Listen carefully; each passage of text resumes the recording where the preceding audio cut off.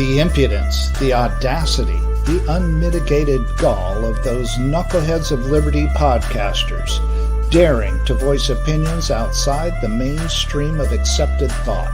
Listen if you dare. It's angry, it's funny, it's even sometimes sad, but it's always based on freedom and justice, as you will see. Here's our host, Jason McPhee. Or if not Jason McPhee, your host is Tim Everett today, and Jason McPhee is in your upper right-hand corner. He is going to be a contributing talker, talking points. And I can't, Jason, what is your moniker that I forgot what it was? We said champion of choice. Yes. Champion of choice. All right. Yeah. The last word in liberty, the champion of choice, and the screaming eagle of freedom. Freedom, right? Yeah, that's me. I'm not. I'm screaming. All right, let me out of here. Now, Leon Brathwaite is in our upper left corner, and he is the last word in liberty, and he's a retired engineer. So he's enjoying the fruits of his previous labor, and now he's living off the fruits of all the people paying into Social Security now, too.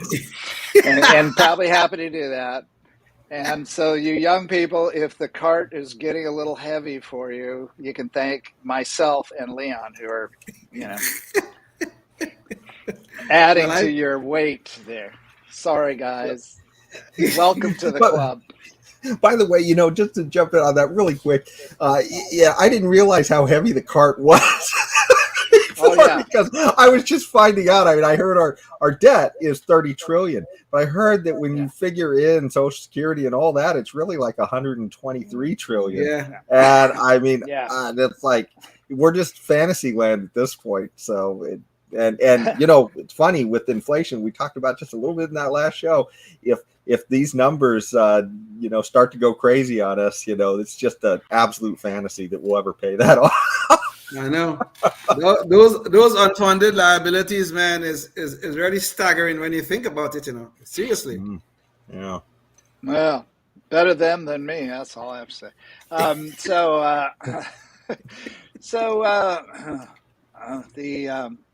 Up for the topic, or up for the question topic, is about open borders. I guess borders in general. So what's the libertarian take on borders that nations have set up around them? Invisible lines on a map. Who wants to go first? Jason, what do you think? Yeah, okay. Well, personally, I think that we should make borders as open as possible. But that said, it sort of goes back to what Milton Friedman said, too. You can't really have a welfare state and open borders at the same time. And, I think, Joe Biden is sort of proving that case for us with about 2 million people, coming across wearing Biden and Kamala T-shirts. Some of them they show up. But the main issue is it's a freedom issue. I mean, why? Well, if we trade, I guess fundamentally, what's the difference if I trade with somebody in China, buy something from a Walmart, buy something in an Amazon, and it's coming from another place in the world, and I'm exchanging with that person, versus if that person shows up here and gets paid to, can a soup or bus tables in a restaurant. In the end, we're exchanging labor and goods with these people no matter where they're at. So to me, I don't see a problem with it, as long as that's the intent, right? Is that people, it's a voluntary exchange. As long as it remains a voluntary exchange, I think we should try to keep that border open as free as possible. But once it becomes an involuntary exchange, that's when everything goes off the rails. And unfortunately, we have too many people on the left who want to make it an involuntary exchange, and that's what's causing all the problems. So, Leon. Well, I never quite understand the libertarian argument on open borders. I have a real problem with it here. Okay, I mean, we have personal sovereignties. Okay, me, you, Tim, we all have personal sovereignties. So I go back to my sovereignty argument that I had with Ellen Gu. We have personal sovereignty. Now, nobody could invade my sovereignty, your sovereignty, Tim or Jason, without some kind of permission. Okay? Now, my personal sovereignty also extends to my home or my car. And the government cannot invade that. The government cannot invade that without a warrant, or a criminal cannot invade that without risking his life. As a matter of fact, I think under the rules of self-defense, I have the right to kill him if he tried to invade my personal sovereignty. Now, we go one step further. We have sovereignties that we create. All our personal sovereignties make up the sovereignty of the United States.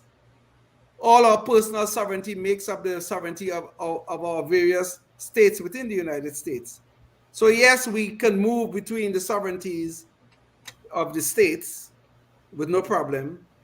But when we get into the international borders, things are a little bit different, because these are the collective. The United States is the collective of all our personal sovereignties.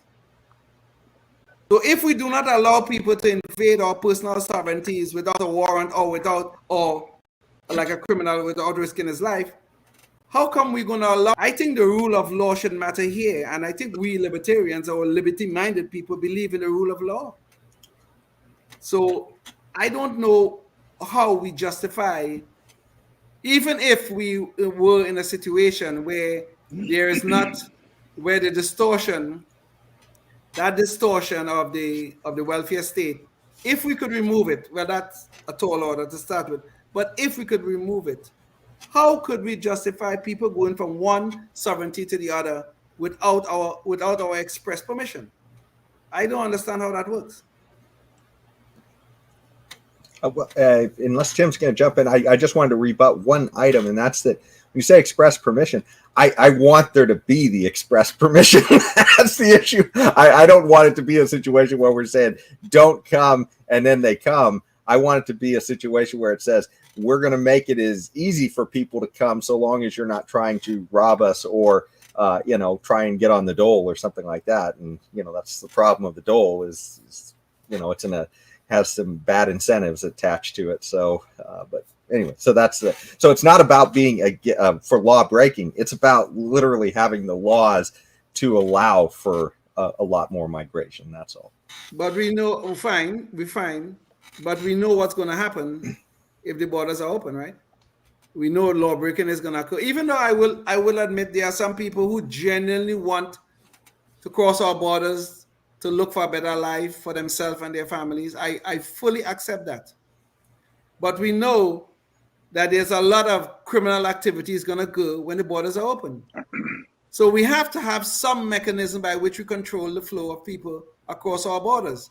And I assume they will have some mechanism by which they control the flow into their country, say from the United States going into Mexico, American citizens going into Mexico or going into Canada.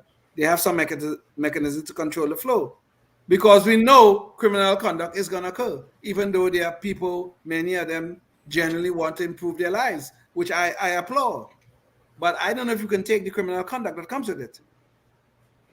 Well, we know there's going to be criminal conduct done by American citizens also. Doesn't mean we're going to. Well, they have. Don't we have to wait? Don't we have to wait? I'm sorry, Tim. Go ahead. I'm sorry. I'm cutting you. I'm sorry. I keep interrupting you too, but I'm sorry. But don't we have to wait until the citizens from the other country that are immigrating here to actually do something wrong first and are convicted? Well, under laws within our sovereignty, their first act here is an illegal act. They cross the border without permission. Okay. So we have a problem. So but let me tie this back to the Ukraine situation, though. If for instance, okay, good example. There are two breakaway regions in Ukraine that are highly supportive of Russia. Okay? So what if these two breakaway regions, which I'm probably sure they did, asked the Russians to come in? Now, would that be a problem?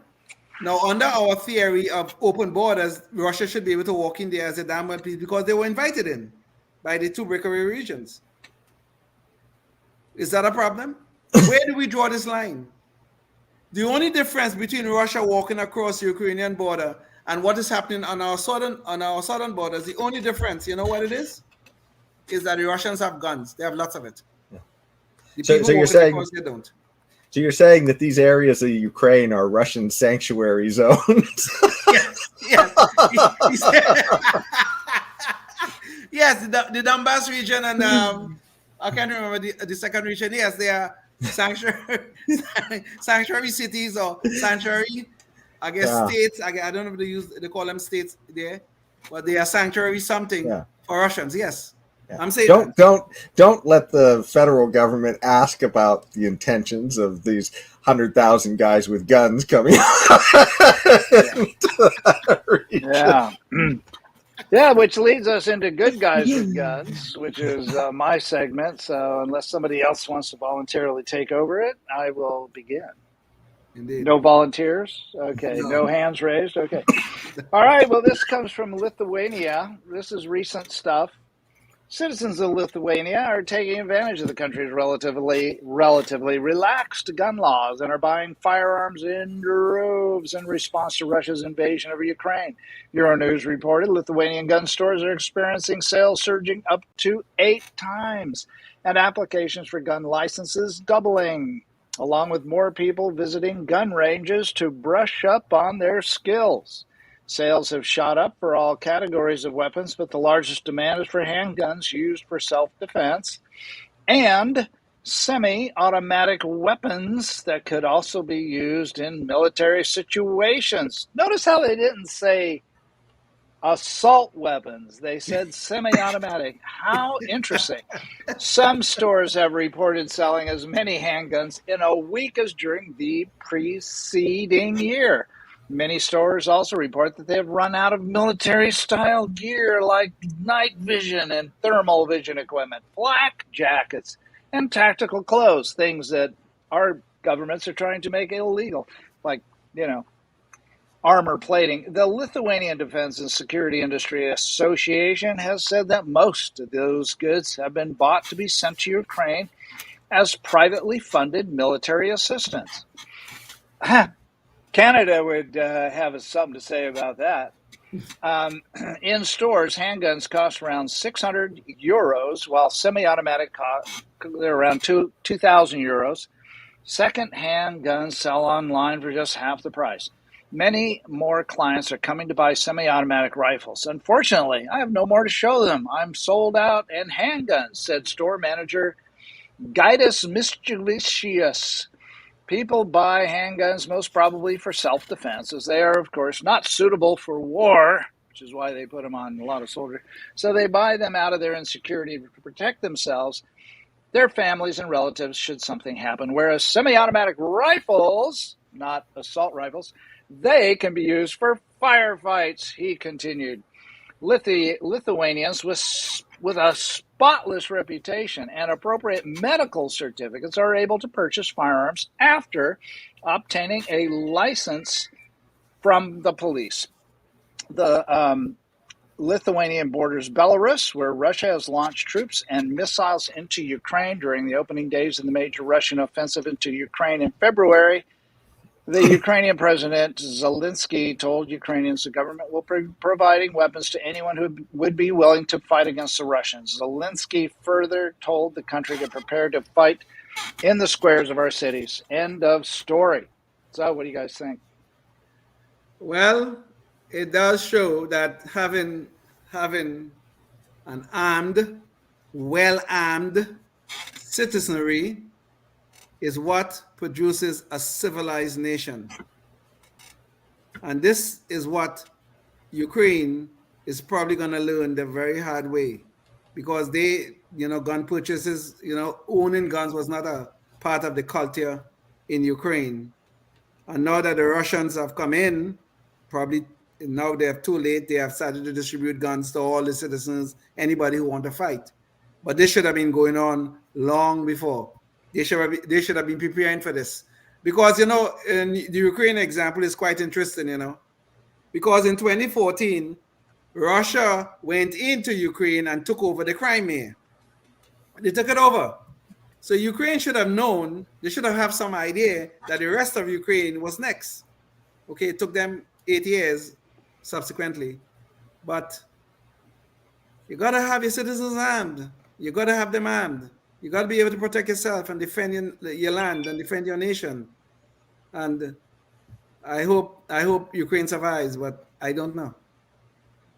One of the things I thought was a little bit odd in the story was that you catch that one that the police had to license people in order to get these, and yet the guns are flying off the shelf. So it clearly the government in Lithuania is not the same as the government in San Francisco, California, or New York, where this is pretty. They really want their people to be armed there, but it does bring up the issue where government giveth, government can taketh away too. And yes. I think one of the bigger concerns about having an armed populace is just for your government to respect the citizenry and not necessarily to stop an invasion. But I guess that's a side benefit. Yes, indeed. But the interesting thing about Lithuania is that Lithuania is a part of NATO. So if Russia invades the Baltics, and it is said that Putin has his eyes on the Baltics, Lithuania being one of the countries in the Baltics. If Russia should invade under Article 5 of the treaty arrangement of NATO, NATO is compelled to respond. So if Russia invades Lithuania, it could be a hot war. It could be. Maybe Biden will respond by buying more gas from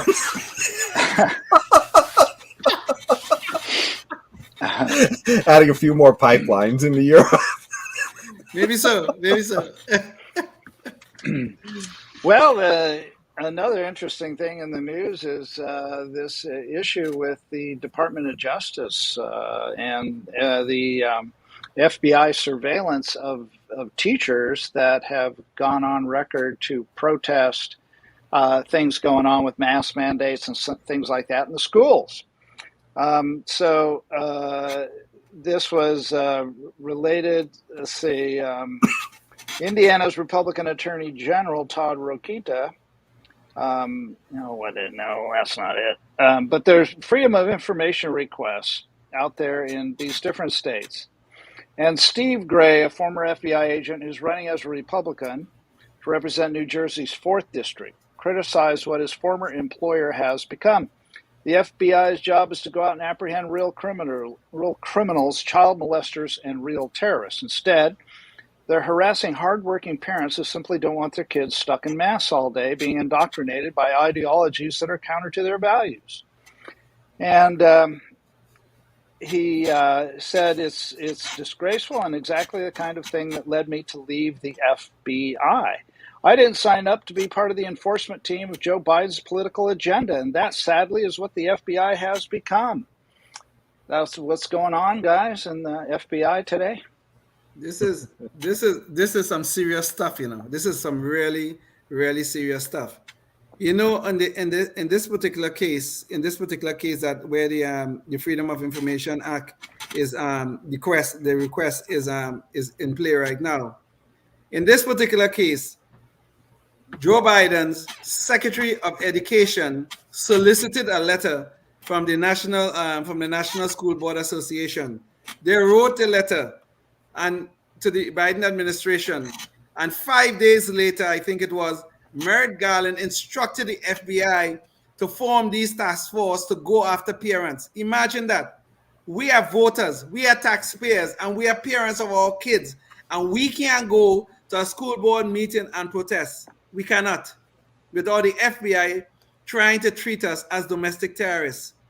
This is serious stuff. I mean, this is really serious stuff. And look at where it's coming from the left, the people who are the most tolerant the people who care most about us, who care more than anybody else. This is where it's coming from. We got to be very careful here with these people. We really do, because they are trying everything they can to take away our rights and our liberties. Yeah. Well, Joe Biden. Imagine that this is when this stuff is occurring. This is the type of liberty you have under Joe Biden, where if you question the edicts from on high, you can get a friendly visit from the state police. Yes. But you mentioned that the role of the FBI is to round up child molesters, and it occurs to me that they're working at the behest of the child molesters. I mean, if you're going to sit there and tell me that it's appropriate to tell little children, as in Florida and their recent bill that's in dispute, about talking to them about gender when they're pre-K through third grade. I mean, you're literally talking about 6 and 7 year olds, and you're going to sit there and push topics like this on them, and talk to them about whether or not they're the right gender and possibly help them to transition without their parents' knowledge. You literally have the FBI working for the child molesters. I mean, that's literally where the child molesters are. I can't, that is child molestation. Molesting these kids' minds. I just can't even begin to think of the harm. And oh my gosh, I mean, if you put some of these terrible ideas into a 6-year-old, 7-year-old's heads, how have you not damaged them for life? This is some really creepy stuff. I mean, the mind of a child is so fragile in those formative years. I mean, you could convince a little kid of anything. You could tell the kid, "Oh, you're a Superman," and you could probably make the kid try to fly off a step and hurt him or herself. Those formative years, the mind is so fragile, and this is the time that these crazy, insane people, these lunatics, think this is the time to tell this kid, well, you're not a little boy, you're really a little girl, or you're not a little girl, you're really a little boy, and we just have to get your gender identity right, as if these central planners know what right is where that is concerned. We just have to get it right, and everything will be nice and wonderful in the world. When what they're really doing, and as you rightfully point out, Jason, they are damaging these little kids for life. And you're right, it is child abuse. It really is. Well, and I just hit the low-hanging fruit, but there's other low-hanging fruit there too. I mean, talking to little kids who are 6 or 7 and telling them that their skin color makes them guilty of crimes against people from 100 years ago. I can't even imagine the type of harm I can't imagine. I mean, we're seeing it every day with these disgusting people who are, just bringing their mental disease with them into the school system. And this is quite frankly why we need school choice and competition, because that would be the quickest way we could get rid of all this stuff, not through edict from on high, but simply by people choosing outcomes that are positive for their kids. So well, on the other side, I'll say quickly, on the other side of the coin, Jason, just like how you say that they're trying to tell these little kids they're responsible for the crimes committed 150 years ago. But on the other side of the coin, they're telling little black kids that, well, they're nothing but victims, being oppressed by your white classmates. This kind of insanity is unbelievable. And you're right, school choice is the answer here. And all based on looking at your skin. That's it. So, yeah. Well, all right. That was good. So we're going to have to go back to the CDC changing its formula. That's actually not the Knucklehead Noise Patrol. Maybe it should be. Actually, if you guys want to talk about that, we can make it the Knucklehead Noise Patrol. Want to do that? You're the boss today. I'm the boss today. You make the executive decisions.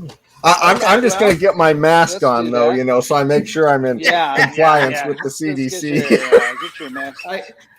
God, I'm sorry. Keep you guys safe. I forgot mine. The CDC, in its wisdom and mercy, have changed a expected announcement on February 25th, the way that it calculates risk from COVID in the United States. So magically overnight, the map of the United States went from almost solid red to a hodgepodge of green, yellow, and orange, and no red areas left in the whole United States. Where this indicates that the chances of or the risk of catching, having issues with COVID-19 has been drastically reduced, just because they reduced their formula, even though.